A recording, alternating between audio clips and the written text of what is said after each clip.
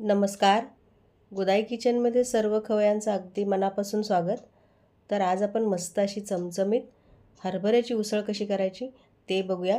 हिरवे हरभरे म्हणजे जे सुके हरभरे असतात वाळलेले ते घेतले तरी चालेल, किंवा तुमच्याकडे घाट्याचे हरभरे असतील ओले म्हणजे आता जे येत आहेत ते असतील ते घेतलेत तरी चालतील.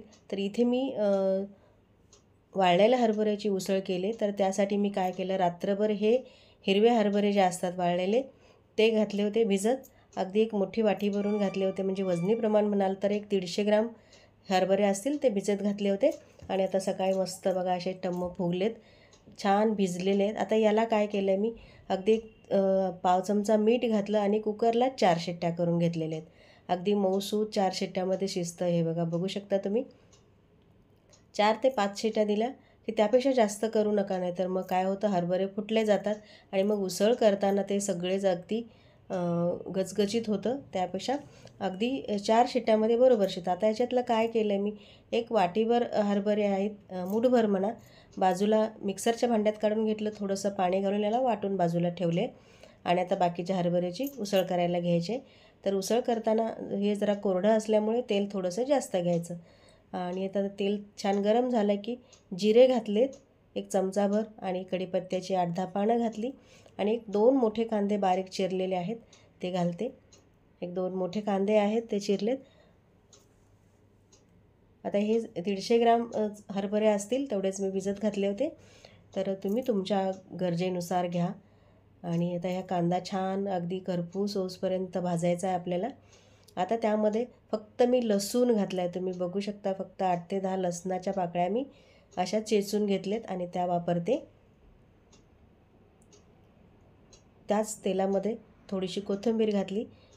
तेलामध्ये फोडणीमध्ये कोथिंबीर घालत जा, अगदी छान मस्त चव येते. मला खूप आवडते. मी नेहमी फोडणीमध्ये थोडी का होईना कोथिंबीर घालते आणि मग बाकीच्या भाज्या घालते. तर छान परतून घ्यायचं आहे सगळं. आणि आता कांदा छान परतून झाला की मग टॅमॅटो घालायचा आहे. तर इथे मी एक मोठा टॅमॅटो चिरला आहे, तो बाकीच्याही भाज्यासाठी लागतो म्हणून मी एकदम चिरून ठेवला आहे. तर त्यातला एक मोठा टॅमॅटो असेल एवढा टॅमॅटो मी भाजीसाठी वापरायला घेतला आहे, बारीक चिरून घेतला आहे, बघू शकता. आणि आता हा टॅमॅटो जो आहे तो पूर्णपणे असा नरम होईपर्यंत आपण हा परतून घ्यायचा. थोडंसं उलथनाने दाबून परतून घ्यायचा. आता यामध्ये तिखटासाठी म्हणून एक 3 ते 4 हिरव्या मिरच्या मी बारीक चिरून घेतलेत. तुम्ही तुमच्या गरजेनुसार घेऊ शकता. आणि छान परतून घ्यायचं आहे. टॅमॅटो थोडासा मॅश करत राहायचा, कारण मग बाकीच्या वेळेला आपण हरभरा तसा शिजवून घेतलेला आहे, त्यामुळे पटकन होण्यासाठी म्हणून टॅमॅटो कांदा आधी भाजून घ्यायचा छान. आता बाकीचे कोरडे मसाले घालायचे. हळद घातली अर्धा चमचा, जिरेपूड घातली, धनेपूड घातली, थोडासा गरम मसाला, आणि इथे लाल मिरची पावडर वापरली मी. तुमच्याकडे जी असेल ती वापरा, किंवा तुमच्याकडे कांदा लसूण मसाला असेल तरी वापरला तरी चालेल. मी फक्त मिरची पावडरमध्ये आत्ता करते, कारण आमच्याकडे नेहमीच कांदा लसूणमधल्या भाज्या असतात. थोडीशी वेगळी म्हणून मी फक्त मिरची पावडर घालून केले. चवीनुसार मीठ घालायचं. अशा प्रकारे तुम्ही उसळ करून बघा, मस्त लागते, अगदी खूप छान लागते.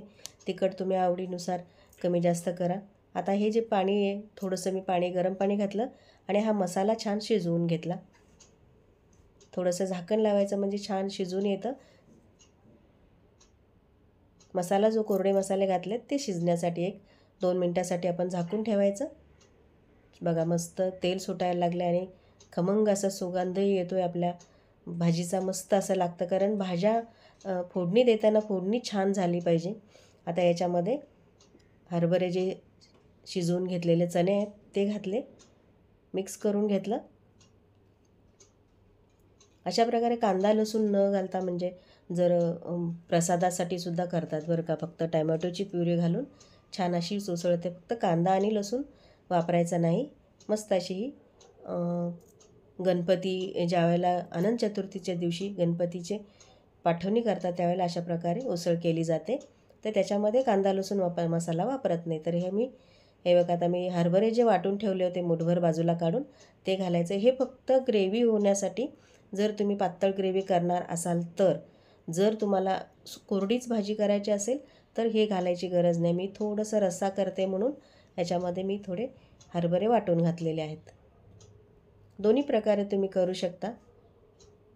एकदम कोरडी भाजी करू शकता किंवा थपथपीत अशी केली तरीही चालेल. भाताबरोबर छान लागते, भाकरीबरोबर छान लागते. थोडंसं अगदी झाकून ठेवलं ना की मस्त अशी ही भाजी तयार होते.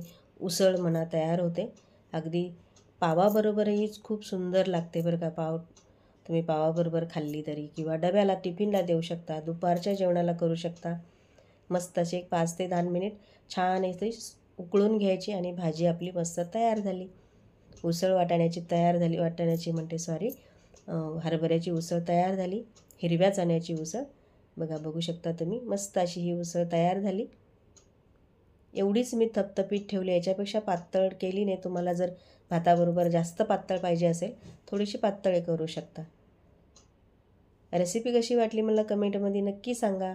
आवडलं तर लाईक करा, शेअर करा, चॅनलला सबस्क्राईब करा आणि बेल आयकॉनवर मात्र क्लिक करायला विसरू नका. बघा मस्त अशी ही उसळ अगदी छान तरी येते याला. तुम्ही लग्न कार्यालयामध्ये किंवा कुठल्याही मोठ्या कार्यक्रमामध्ये, घरातले सार्वजनिक कार्यक्रम असतात अशा वेळेला ही हरभऱ्याची उसळ नक्की एकदा करून बघा. खूप मस्त लागते. सगळेजण तुमचे अगदी वाह वाह करतील, इतकी छान ही हरभऱ्याची उसळ होते.